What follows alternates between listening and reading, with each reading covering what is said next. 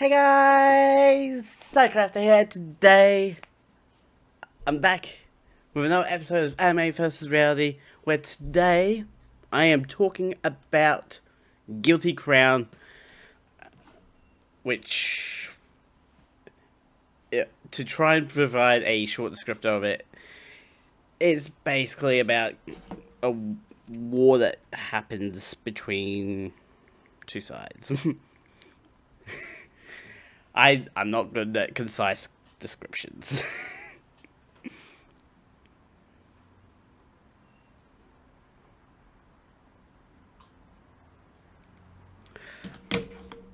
However, I am good at noting birthdays in my phone, and as of when this episode goes up, which will be next week, it will be the day after Waishni's birthday from Ruby.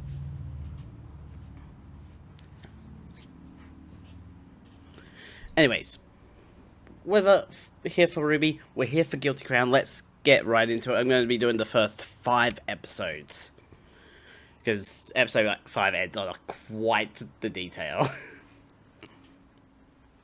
So, with our first episode, we're in Tokyo, and we got a purple spotlight, like, shining over the city from the, from Tokyo Tower, like a lighthouse, and we got our main character listening to a pink-haired singer named Inori Yuzuriha.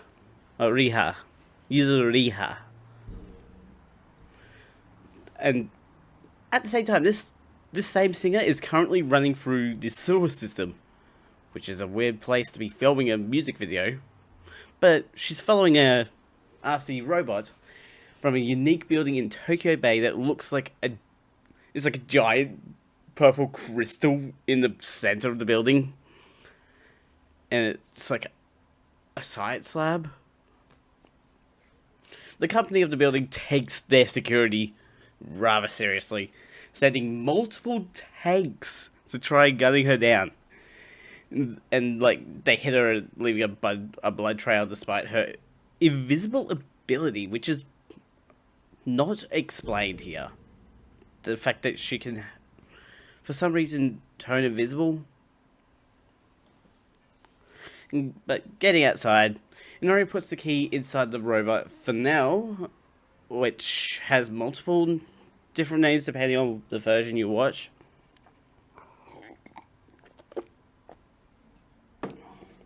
But I have Fanel here, and tells it to get the guy.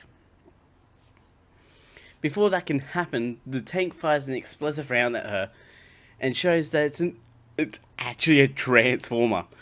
Robots in disguise.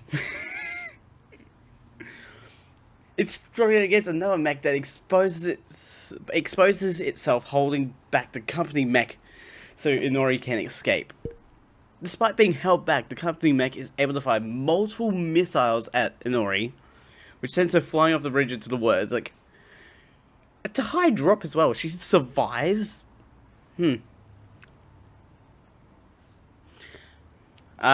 learned that our Inori listener is Shu Oma, who is tired from staying up late and hides his interests from a female classmate on the school bus. It's like listening to this Inori and doesn't want other people knowing that he does. And Shu notes the increased number of military personnel on the way to school, and the female classmate lets him know about some sort of terrorist attack happening yesterday in Odaiba, which is an actual artificial island in Tokyo Bay, which is now known as Ward 24. Oh wait, no. I forget if Odaiba is real or not. Anyways, at the school, 2 other students approach Shu, Sota Tamadate, a black-haired male, and a brown-haired male, wanted to talk about something with him, but he unintentionally deflects to the video project they have together. Shu has trouble being socially perceptive, not knowing what to say to others, and going along with what they say. Currently, Japan is operating as a quasi-independent nation, ever since the apocalypse virus pandemic that wreaked havoc across the land.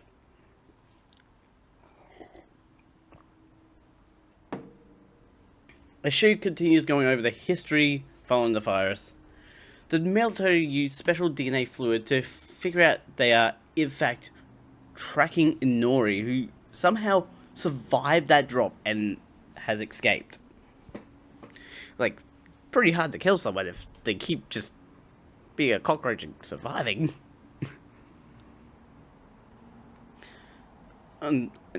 So, our main guy leaves the school grounds to have lunch alone, and he fails to notice the fresh blood on the floor of the derelict building before stumbling upon Inori singing in the sunlight. As awkward as he is, he accidentally kicks a can, causing Inori to panic and Fennell to trip him and drop his lunch. It's just like, my lunch! Inori backs her head into a desk, causing the computer to turn on, showing the video he's working on. And it's got the music by Inori, like from Inori's group on it, on the video. Considering the situation, Shu politely offers Inori a rice ball and identifies her as the vocalist for the group Egoist, which, at the same time, while being a fictional band in Guilty Crown, there's an actual counterpart. There's a real counterpart that has worked on other anime OPs and EDs, including ones for Guilty Crown.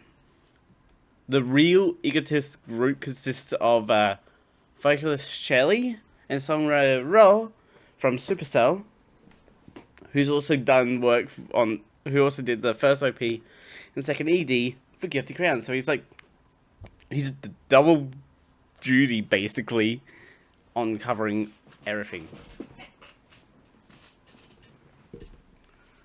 I don't know why my finger's so tilted.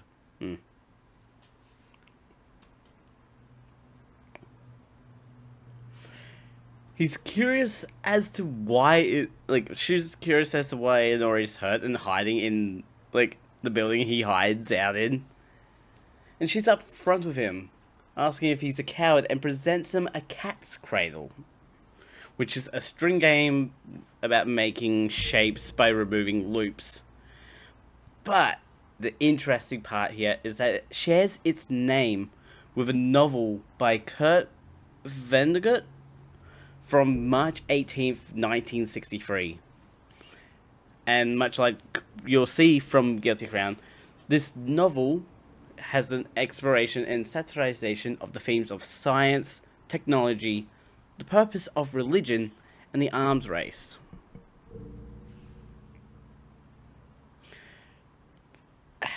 But suddenly she experiences a flashback to someone being consumed by crystals and him passing out on the floor, and this same person has the cat's cradle.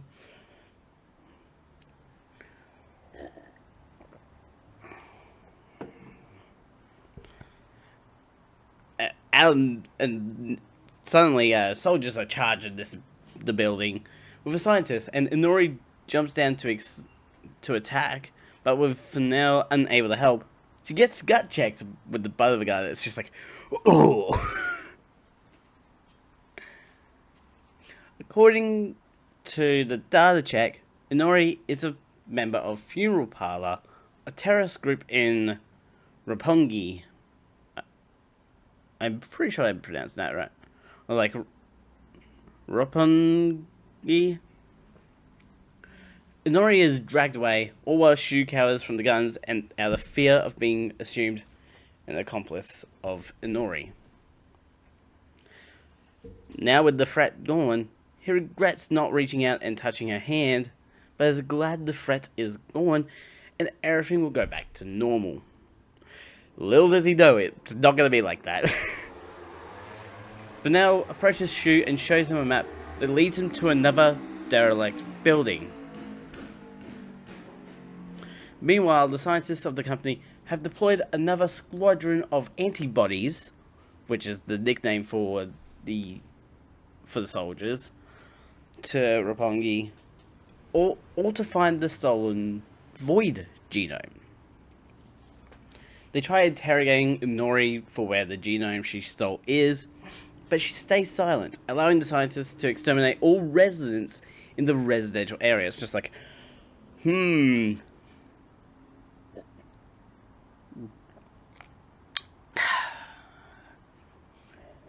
don't want anything to do with that. Thank you very much. And Shu is like wandering around the area, unsure of exactly where he's going, only to get punched in the face over the robot. It's like the guy fixes a rice cooker, but nah. And suddenly, bright floodlights turn on, and a blonde guy announces that they're going to die, and he's recognized as Guy. Guy takes down the one that punched Shu by twisting his arm like a pretzel before throwing him into the water. An orange-haired guy charges Guy head-on, only to get punched in the face, and the third assaulter gets kicked in the face and gets combos, like Guy combos him. And the three assailants just run away, leaving Shu and Guy illuminated by the lights, along with a purple-haired girl snatching Fennell away. Guy is upset that Shu abandoned Nori, but that disappointment has taken a backseat because the GHQ company is invading their hideout. Sugami, the purple-haired girl from moments ago, is their tech genius. We got the tech girl in the group, and warns everyone of enemies coming in on their left. Guy tells Shu to run and guard the Void genome while the war rages on all around him, and it's just like, just get out of here, man. Met Girl asks Sugami how many enemies there are before running straight to a company mech. She's just like, how many enemies are there? And like she fires and the company mech fires in retaliation. Oh no, she refires in retaliation, almost killing Nori on accident. Whoops. Shu comes across Inori standing before two company mechs, deciding to run in and save her this time round. However, in saving her this time, the Void genome is shot by the mech, and the Void genome binds to Shu. He is now one with the Void genome. Inori wants him to use her, causing another flashback to the same girl that knows him, presenting Catscale to him. With absolute confidence, she reaches into Inori's chest, not inappropriate, and pulls out her Void weapon, the Singer's Blade. A giant broadsword able to slice up mechs like butter.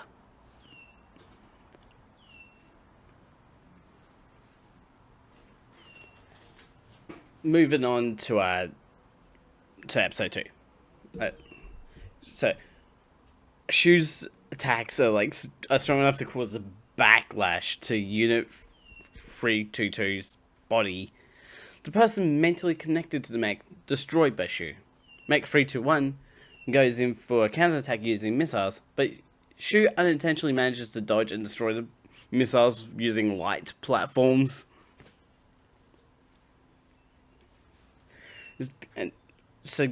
And Guy, in this moment, was somehow aware of exactly where Mech 231 would be to set off bombs to trap it. So Shu has the upper hand to stand it in the face. With the battle over, Singer's Blade returns to inside Inori, and through Fennell, Guy tells Shu to leave with Inori.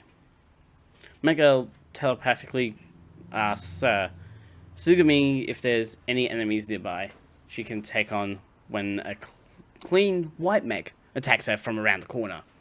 Sugami recognizes the danger of this fighter and bails mech girl before white mech can run her mech through with a sword. It's like, Oh, that person's a dangerous one. Okay. Don't want to mess with them.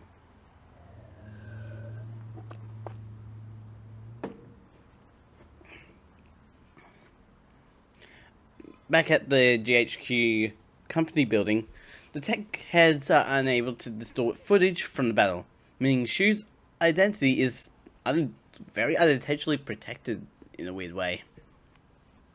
It's also not easy for them to report a personal anti-enlave, which is the mech, weapon to the higher-ups. White Mech's owner is the Major General's son, Lieutenant Daoyan. And he literally was just passing by and decided to join the battle. He's crazy. He also has a bit of a rich boy complex.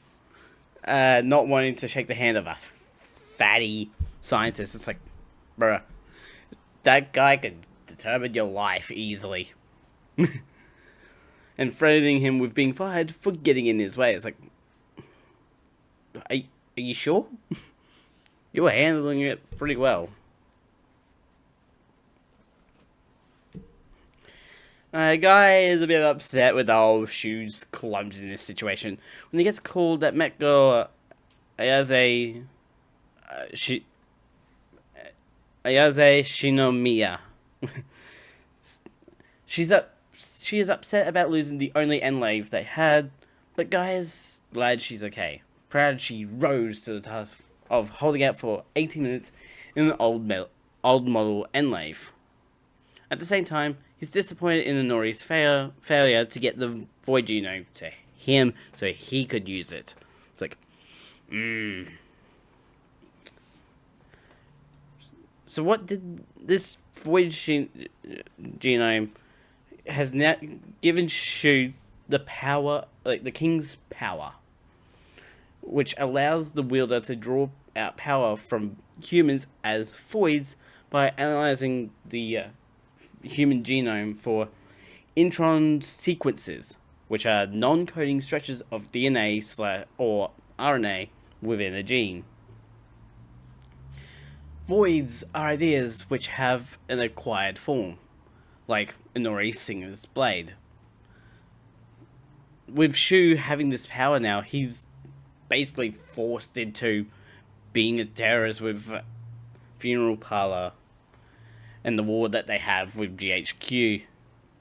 And Guy gets another report about the Whitecoats storming the underground parking lot in Area 14, capturing close to 100 people. And Darayan, the guy who Guy calls Kaleidoscope, is also present with them, delivering a speech to his followers. Guy announces that Funeral Parlor is making its existence known now that he has the king's power through Shu, so at least he still has the upper hand.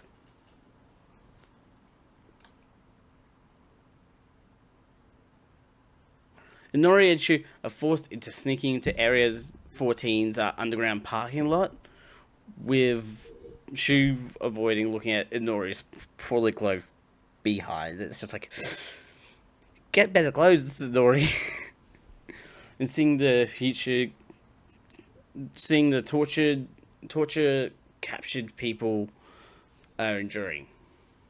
The antibodies are allowed to declare anyone as symptomatic and kill anyone under that judgment. It's just like, oh, you're symptomatic?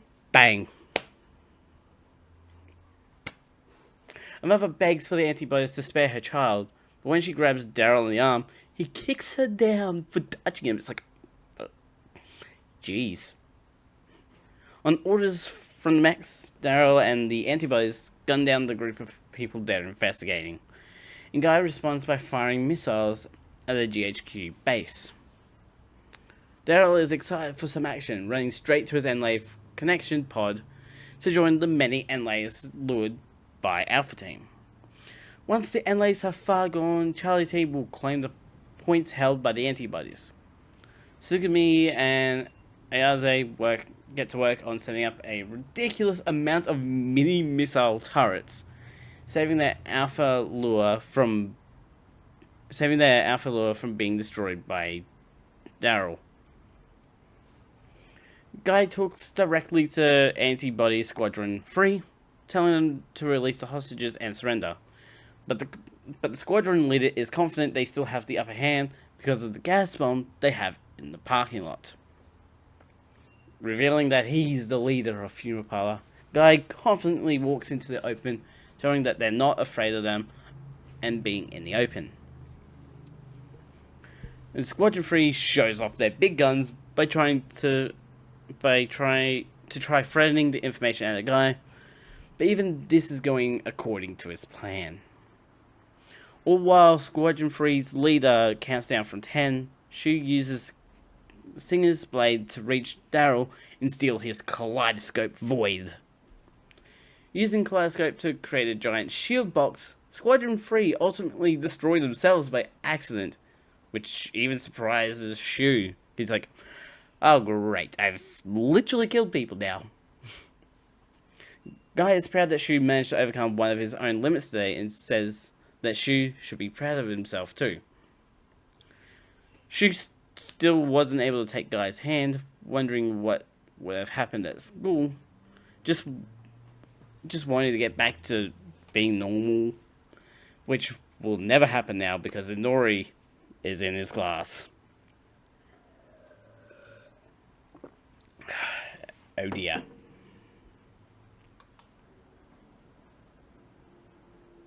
Okay.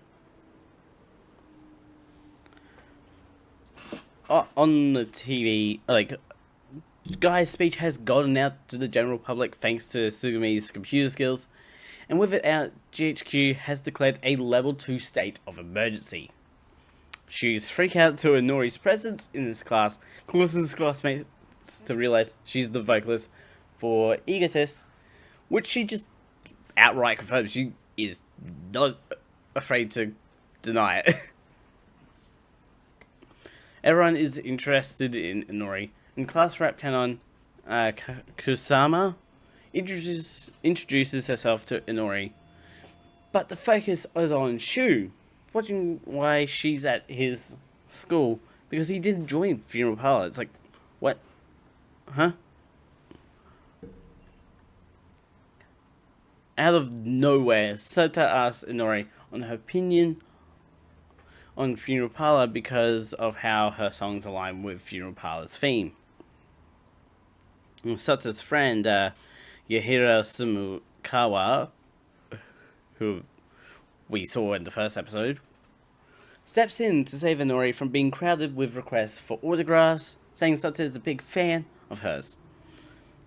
Despite Yahiro telling everyone not to bother her, it doesn't stop all the male students from straight up staring at her during PE. And Sota getting upset over Shu calling her real life CG. It's like, bit ironic considering this is an anime and like a lot of stuff could be CG stuff.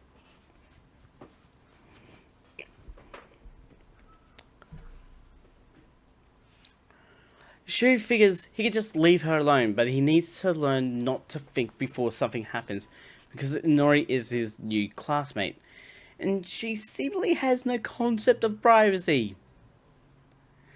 Inori also doesn't seem to have cooking skills, so he makes onigiri for her dinner. With a shot of the fridge, we get a calendar that reveals it's June 2039, and the duck magnet crossfades us into the reveal that a relative of Shu works for GHQ. At the meeting about Funeral Parlor related issues, Shuichiro Kaido has decided to put Major Makoto Waltz, the guy, in charge. The same guy that figured out the Norma gene industry within a week. Sagai only has an interest in worthy prey though, hunting it with all his energy and leaving the prey hanging. Meanwhile, Shu has his own problem with trying to explain Inori's presence in their home to Haruka Oma, his mum, but Inori knows she's rarely home. It's pretty easy. Shu finally asks why Inori is currently in his house. She plainly states that she's there to protect him. From what, though, is the question.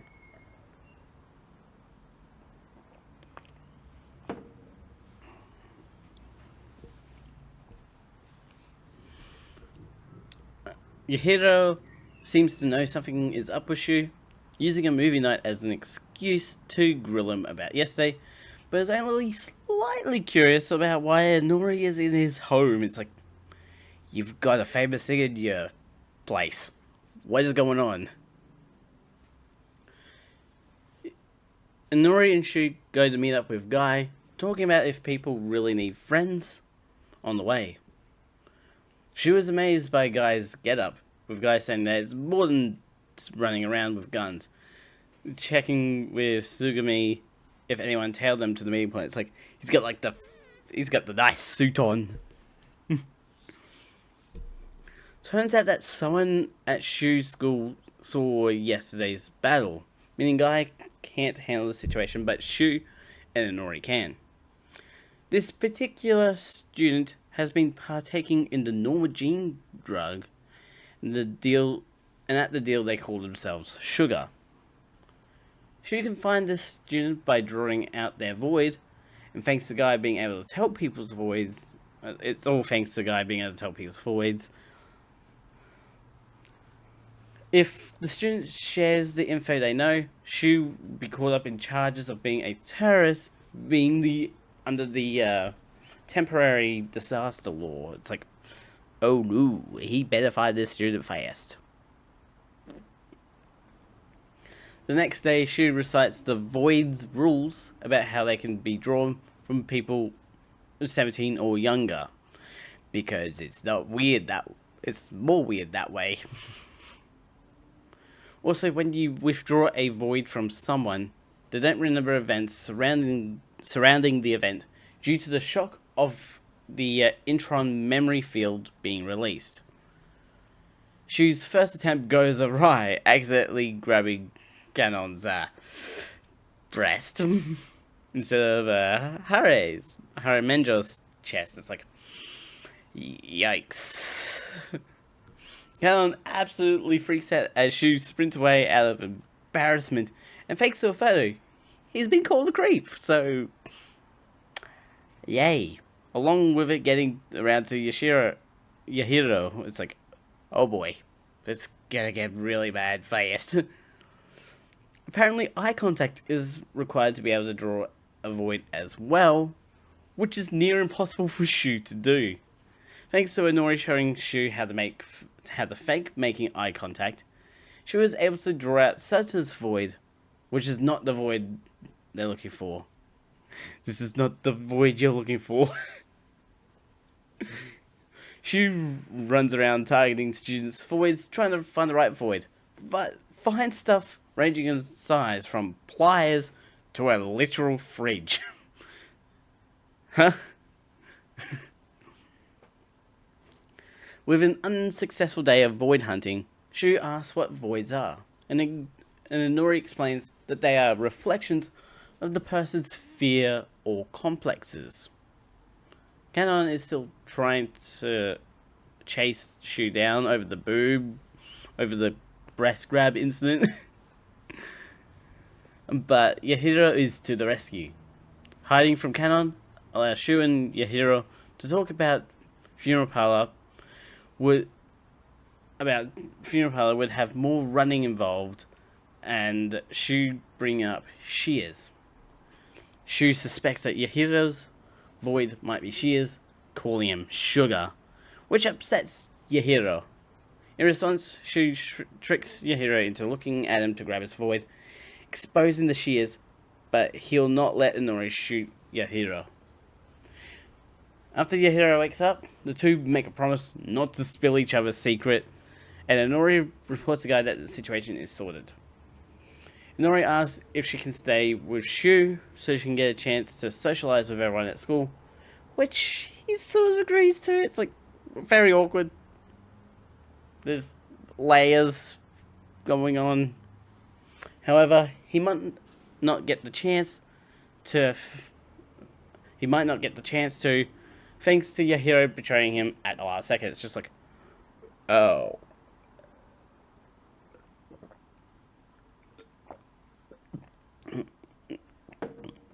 It's just like,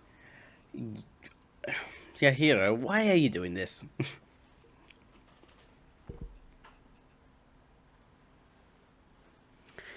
And thanks to Yahiro, Shu is now being arrested by Makoto and the White Coats of GHQ, and Inori tries to stop the train, but it's stopped by another member of Funeral Parlor. It's like, no, we're not doing anything currently.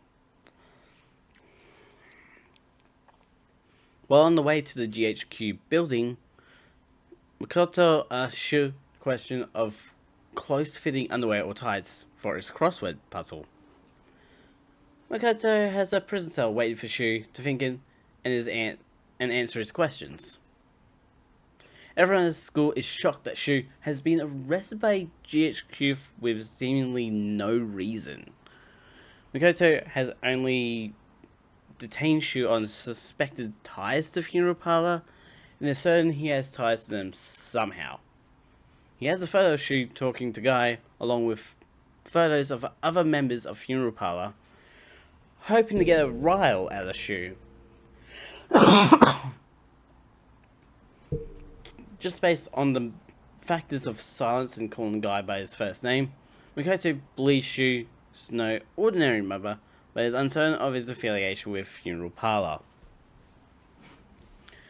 Not long ago, Guy announced that Funeral Parlor will be raiding GHQ's isolation facility 4, which gives Makoto an idea. Makoto's plan is to take Shu to another location so that Shu is rescued. He'll know Shu's part of Funeral Parlor, while also saying that security has been tightened due to a certain prisoner under the building that Shu was just locked in. The new location is the isolation ward of the facility, which holds the reason why Yahiro sold Shu out in the first place. And as it turns out, Yahiro is actually a Norma Jean dealer, not the addict, to make money for his younger brother, Jun Samukawa, a stage 4 victim of the apocalypse virus. Makoto explains how the apocalypse virus triggered a riot called Lost Christmas, and the GHQ managed to create a vaccine to the virus, but not everyone took to it. It's like 90% or 80%. He asks why Shu would want to trample on the goodwill the GHQ company has provided, and Shu fires back that innocent people have been killed by GHQ for no reason, and Makoto responds that GHQ soldiers have been killed as well. It's like, everyone's dying on both sides here. What's your point?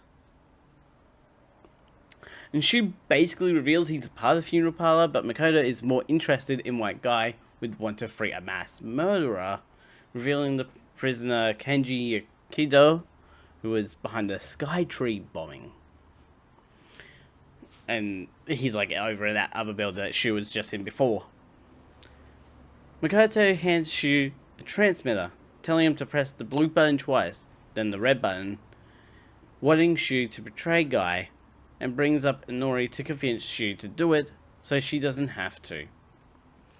And meanwhile, Inori is watching Shu's video project and singing along to her song, and thinking about what has happened and how she failed to protect Shu, asking for now why she feels so cold and if Shu would know.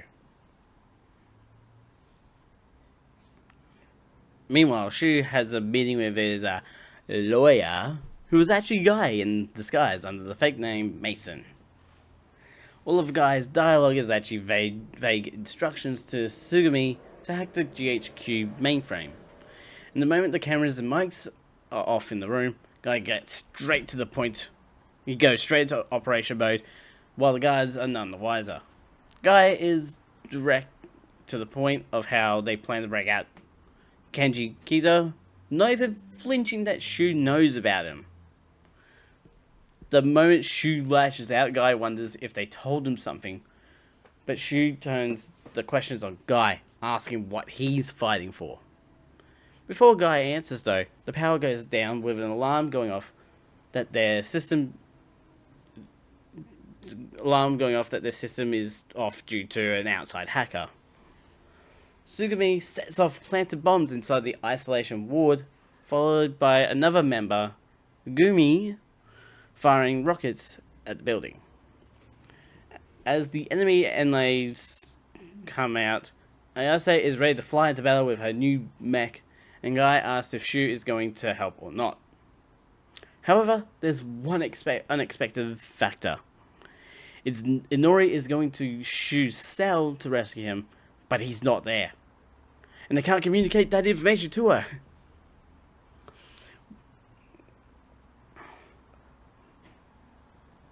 When the guard shows up to take Shu back to his cell, Shu charges the guard and locks him in the interview room, racing to reach Inori. And at the same time, Guy easily takes out the guard, holding him up at gunpoint, and connects with Shibungi, a white-haired guy with glasses. With Inori in the situation, Guy wants Ayase to come in to support Shu and Inori while he goes up to Kenji himself. Ayase manages to crash right into Shu's current free eye exam to identify his prisoner number, but is upset with Shu for Inori being in this situation because of him. It's like, Inori's making all the choices, it's not Shu's fault. Makoto is enjoying the fireworks and decides to step outside to watch from a better view. Ayase sends Shu off to go hide, but Shu trips and Guy lines up his rocket launcher to take out the bridge the guards are taking Kenji across. This allows Shu the perfect chance to grab Kenji's voice, which is an anti-gravity gun, and doling out floating trips to the enemy mechs with brilliant aim. Seeing Inori jumping down to his rescue with absolutely no regards to safety, Shu creates an anti-gravity field so large all the enemy mechs start floating skyward. Unexpectedly expected of Makoto's wit, he stops a sniper from shooting Shu and Inori by shooting him without looking, just so he can see how Shu's power works, seeing him pull Singer's blade from her. With the power of no gravity and Singer's blade on his side, Shu effortlessly destroys every mech and the entire building in one strike. It's just like literal cut it off, all while holding Inori. And Shu manages to walk out of the wreckage carrying Inori and dragging Kenji out of the trolley, and reluctantly joins the funeral parlor, keeping the transmitter device Makoto gave him, and knowing he can't fully trust Guy. It's like team up of convenience.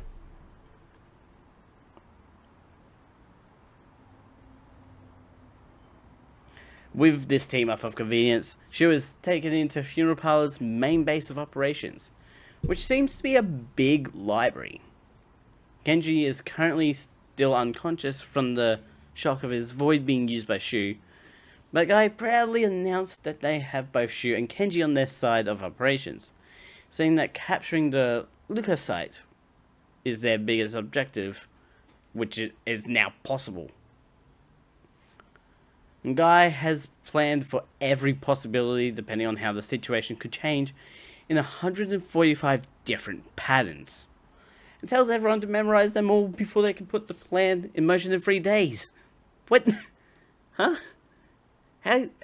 How are you supposed to do that? He ends his discussion of what's going on by telling Ayase to train Shu because her life depends on it. Unfortunately, Shu makes one huge mistake. Never offend someone in a wheelchair, especially a girl. Even without her mech, Ayase uses her supposed weakness to lay him out flat on the floor. It's just like, oh, not messing with her. And Shu seemingly passes out from embarrassment, having a moment of flashback of a broken bridge and someone else there before waking up nude. Okay. Ayase shows up at the worst moment for a textbook, showing up at the wrong moment cliche and slaps Shu for being nude beyond his control. It's like, what? Like, everyone's angry at Shu. Like, Ayase really hates Shu for some reason. Ayase has Shu's pen transmitter, holding on to it until Shu passes the test to be part of the Undertakers. The first Undertaker that he meets with is Arugo Tsukishima, a second year from Rusen High School. He forces Shu to try attacking him with a real knife, only to faint after nearly dying. It's like, man, he's an absolute weakling. And Sugumi is shocked by Shu's lack of exercise and disappointed when Shu says he's into the arts. It's like, what? Gumi, or full name Ogumo, is next on the visit list, handing Shu just like the heaviest gun there is. Or like the lightest gun he has, which is really heavy to Shu. Like Shu's like falls back and gets crushed under its weight. And the last person to meet is Inori herself, who was surprisingly deadly with a gun, and able to leave only 2 gaping holes in the head and chest of the paper target. When Shu steps up to shoot, he doesn't know how to hold the gun correctly, and Inori is unable to help without the awkwardness of a chest brushing his back. It's like, no, we don't need this awkwardness in this. Which, for some reason, leaves him looking like the pervert. It's like, no, I'm not doing anything. She's reaching around behind me to help, like you're doing golf.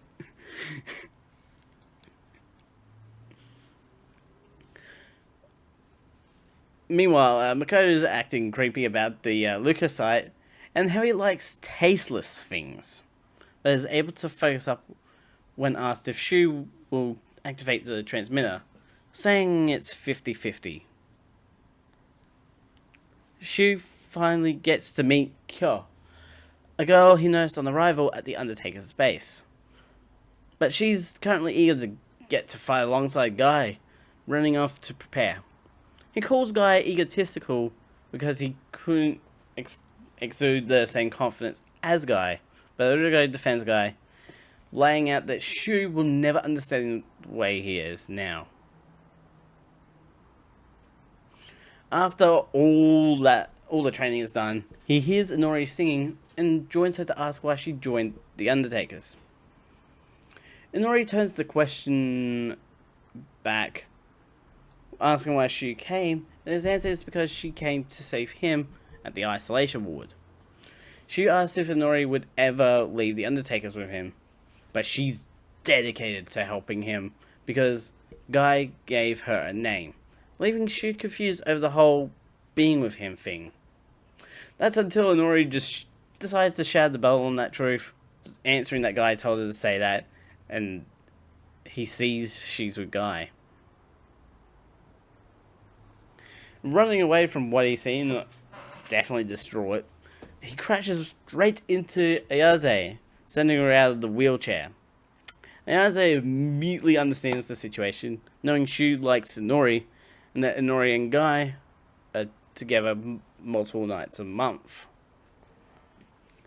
Shu asks if Ayase is also okay with the situation, assuming she likes Guy. He can't understand what everyone sees in Guy, thinking it's just girls having a weakness for cocky guys with good looks, but seemingly understanding it's because he's a kid. It's like you're understanding parts of it, but not the entire thing. How is that possible? Ayase promises to help him understand why Guy is so great if he wins the mock battle tomorrow. When she tries to help Ayase back into her wheelchair, she's like, no, I can do it myself. But she doesn't look elegant doing so, asking him to leave her to it. Meanwhile, Guy notes that Inori has been looking more and more like that girl every day. We'll learn more about that girl as the anime continues. The next day, Guy arrives at an airport secure, waiting for him, and reports that there's only one company of troops arriving from the OAU and leave. I'm pretty sure that's wrong, but like those two nations. At the same time, Shu and Niaze prepare for their mock battle based on D14 of Guy's operations, and Shu is alone against an enlave. All Shu has to do is reach the train car without getting knocked out by paint rounds from Niaze's enlave. Dodging the paint rounds, Shu eventually runs into Arugo and gets his void, a wand that unleashes darkness, to a blind Niaze and reach the train car, earning him a round of applause. Shu apologizes for cheating against her, but she says he used his own individuality. And Arugo learns about how dark his heart really is. It's like, really? I'm that much of a dark hole? My void is literally darkness. The moment of Shu getting back the pen transmitter is interrupted by Kenji calling everyone out for playing nice and curious what Guy is doing right now. Adding on to this absolutely ruined moment, Tsugumi runs in to announce that leukocyte was just fired at Point Delta, which is Guy's current location. It appears that leukocyte is a giant space laser pointed at Earth that was just fired at 3% power for 110% target destruction, which is literally impossible, and also with only a margin error of 0.7 meters. What? Also, somehow, this shot also makes water defy physics for the crater shot. It's like, what? Not only did you make something that does more than 100% target destruction, which is literally like vaporizing, it also makes water defy physics. What is your tech, and why is it not present today? And that's the end of episode 5. I want to end it here at episode 5 with this moment of like, did we already lose like the big leader of the show?